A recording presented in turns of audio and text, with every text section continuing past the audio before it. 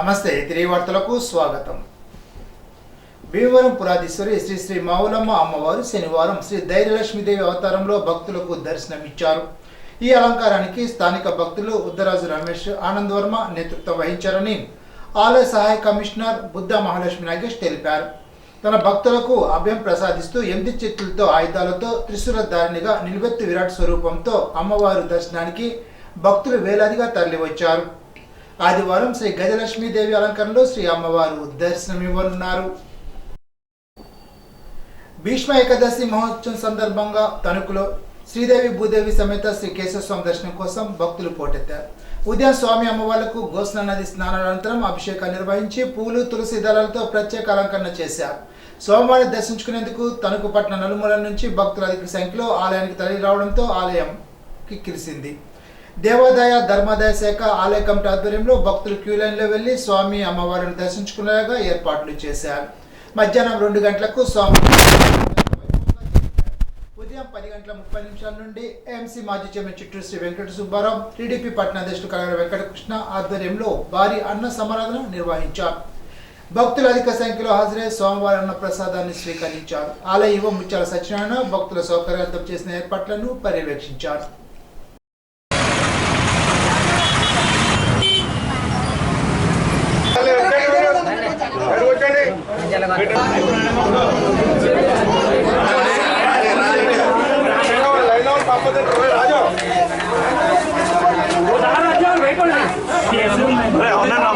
నైవేద్యం ప్లేట్ రావాలంటే బయట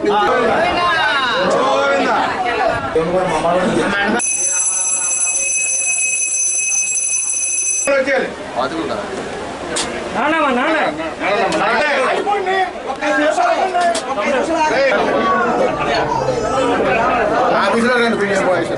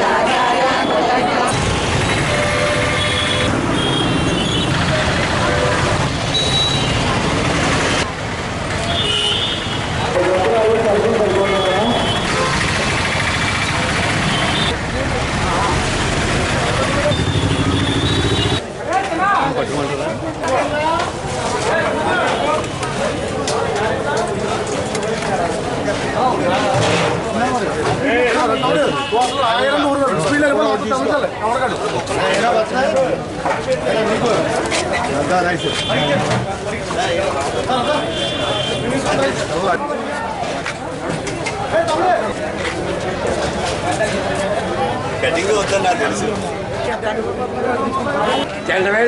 చూపించు చేసేవాళ్ళకి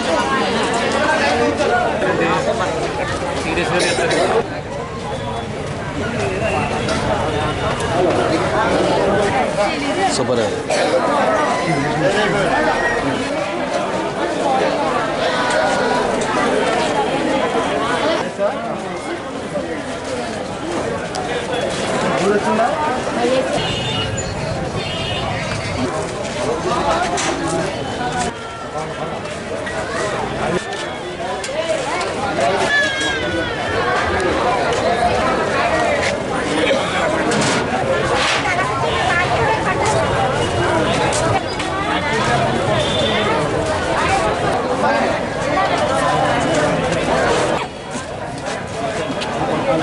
నమో కేశవాయ మహా తణుకుపట్నంలో పాతూరులో వెంచేసి ఉన్నటువంటి శ్రీ కేశవస్వామి మహాలక్ష్మమ్మవారి దేవస్థానం తాలూకు భీష్మేకాదశి సందర్భంగా నిన్న రాత్రి 2 గంటలకి కళ్యాణ మహోత్సవం జరిగింది.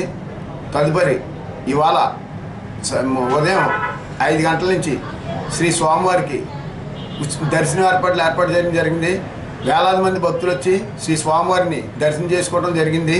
తదుపరి ఇవాళ భారీ అన్నదాన కార్యక్రమం వచ్చిన భక్తులందరికీ ఇంచుమించు సుమారు 20,000 మంది భక్తులకి భారీ అన్నదానం ఏర్పాటు చేసి ఉన్నారు. కావున 50 మంది భక్తులు వచ్చి శ్రీ స్వామివారి అన్నప్రసాదాన్ని స్వీకరించి శ్రీ స్వామివారి కృపకు పాత్ర కావాల్సిందిగా కోరుతున్నాం. స్వామివారి దర్శనానికి వచ్చే భక్తులన్నీ అందరికీ కూడా కావాల్సిన ఏర్పాట్లు, వారికి కావాల్సిన సౌకర్యాలన్నీ ఏర్పాటు చేసి ఉన్నాం. రాష్ట్ర జనవరుల శాఖ మంత్రి డాక్టర్ నిమ్మల రామానాయుడు పాలకొల్లులో ధర్మారావు ఫౌండేషన్ ఆధ్వర్యంలో నడుస్తున్న ఉచిత డిఎస్సి శిక్షణ తరగతులను సందర్శించారు. చంద్రబాబు అధికారంలోకి వచ్చిన వెంటనే 16,000 ఉపాధ్యాయుల పోస్టుల భర్తీకి డిఎస్సిపై తొలి సంతకం చేశారని అన్నారు. ఎమ్మెల్సీ ఎన్నికల కోడ్ ముగియగానే డిఎస్సి నిర్వహించి వచ్చే విద్యా సంవత్సరానికి ముందుగానే ఉపాధ్యాయ పోస్టులు భర్తీ చేయనున్నట్లు లోకేష్ తెలిపారని అన్నారు.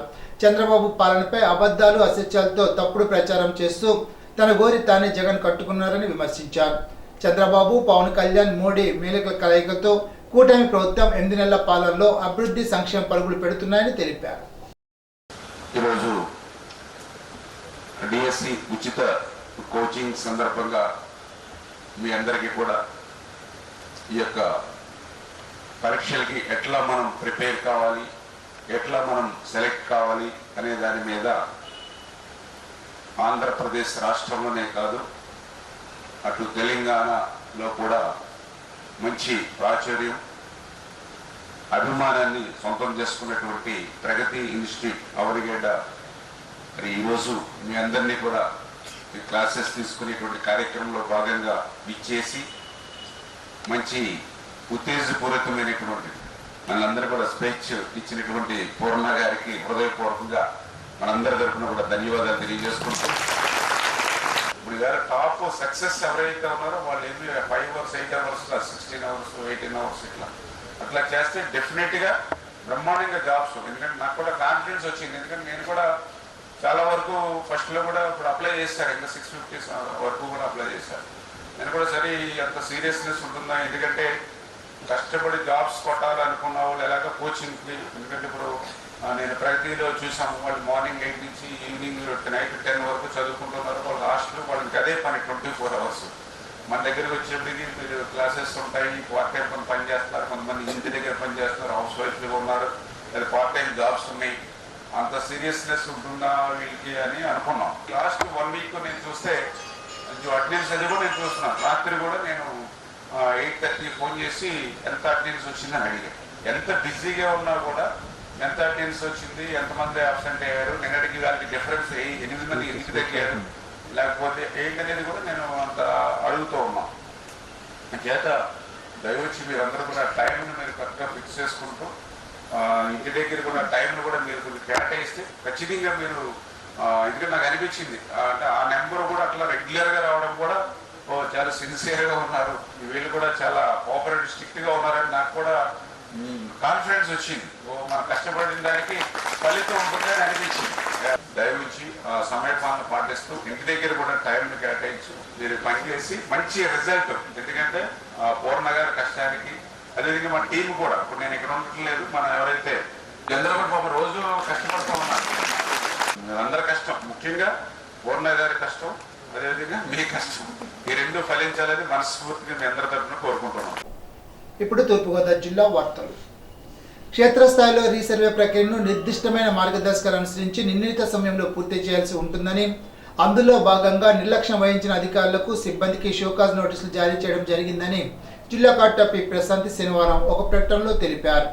నిబంధనలు అనుసరించి సచివాలయ సర్వీసెస్ స్టేటస్ రిపోర్టును ధృవీకరించిన తర్వాత నిర్దిష్ట గ్రామ సర్వేయర్లు తమ విధులను సమర్థవంతంగా నిర్వర్తించడం లేదని జిల్లా యంత్రాంగం దృష్టికి రావడం జరిగిందని అన్నారు. త్వరలో జరగబోయే ఉమ్మడి గోదావరి జిల్లాలో గ్రాడ్యుయేట్ ఎమ్మెల్సీ ఎన్నికల ప్రచారంలో భాగంగా కూటమి ఎమ్మెల్సీ అభ్యర్థి పేరాబత్తుల రాజశేఖర్ విజయానికై పోలవరం నియోజకవర్గ తరపున ఏకగ్రీవం చేయాలని శాసనసభ్యులు చిరి బాలరాజు పోలవరం నియోజకవర్గ శాసనసభ్యులు కేంద్ర కార్యాలయం జిలుగుమల్లి బరిలంకపాడులో ఏర్పాటు చేసిన అవగాహన సమావేశంలో దిశానిర్దేశం చేశారు. కార్యక్రమంలో ఎన్డీఏ కూటమి నియోజకవర్గ మండల గ్రామ నాయకులు కార్యకర్తలు పాల్గొన్నారు.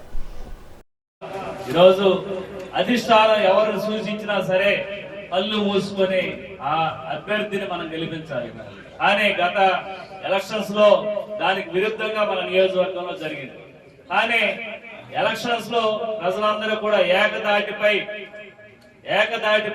జనసేన అభ్యర్థి అయినటువంటి నన్ను భారీ మెజార్టీతో గెలిపించారు. కేవలం ప్రజలకు న్యాయం చేస్తాం, అధికారం లేకపోయినా ఈ విధంగా కష్టపడుతున్నాడు, అధికారం వేస్తే ఏ విధంగా కష్టపడతాడని ఒక నమ్మకంతో కొంతమంది నాయకులు ఓడించాలని చూసినా సరే ప్రజలందరూ కూడా ఏకదాటిపై ఇక్కడ అధిష్టానం ఇచ్చినటువంటి క్యాండిడేట్ ని గెలిపించారు. అలాగే తేరాబత్తుల రాజశేఖరన్ గారు ఎట్టి పరిస్థితుల్లో నెగ్గాలని మీ అందరికి తెలియజేస్తున్నారు. శనివారం ధవళేశ్వరంలోని శ్రీ లక్ష్మీ జనార్దన స్వామివారి ఆలయంలో శ్రీ లక్ష్మీ జనార్దన స్వామివారి కళ్యాణ మహోత్సవాల్లో ఆంధ్రప్రదేశ్ రాష్ట్ర పర్యాటక సాంస్కృతిక సినిమాటోగ్రఫీ మంత్రి కందుల దుర్గేష్ ముఖ్య అతిథిగా పాల్గొని స్వామివారిని దర్శించుకొని స్వామివారికి పండ్లు పట్టు వస్త్రాలు సమర్పించారు. ఈనాటి బంగారు మాట, చెడ్డవారితో స్నేహం ఎప్పటికైనా ముప్పు తెస్తుంది. రమణ మహర్షి. ఈ వార్త ఇంతటితో సమాప్తం. తిరిగి విజన్స్ లో కలుసుకుందాం. అంతవరకు సెలవు. నమస్కారం.